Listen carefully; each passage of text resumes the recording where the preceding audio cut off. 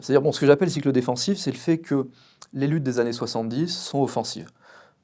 Elles ont pour but, on en parlait tout à l'heure, la question des gains de salaire détachés de la productivité, c'est-à-dire travailler moins, gagner plus, ou en tout cas travailler le moins possible, ou ne pas être jugé sur son travail, et avoir des formes de revenus qu'aujourd'hui on appellerait garanties, mais pas du tout mais au niveau pas du tout, je veux dire, comme aujourd'hui c'est la mode, en tentant de faire du lobbying partidaire.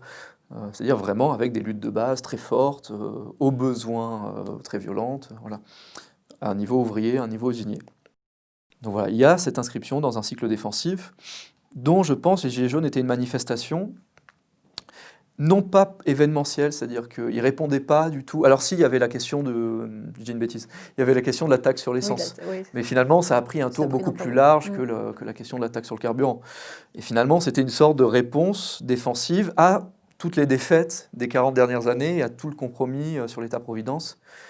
Et finalement, quand on lisait les revendications qui étaient portées, ou quand on parlait avec les gens, il y a quelque chose de restaurer l'État-providence, restaurer aussi l'idée que dans l'État-providence, il y avait un meilleur, ce qui est vrai, un meilleur dialogue avec les partenaires sociaux.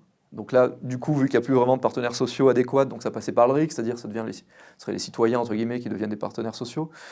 Euh, donc bon, voilà, il y avait ce truc-là, effectivement, défensif, d'une certaine façon conservateur,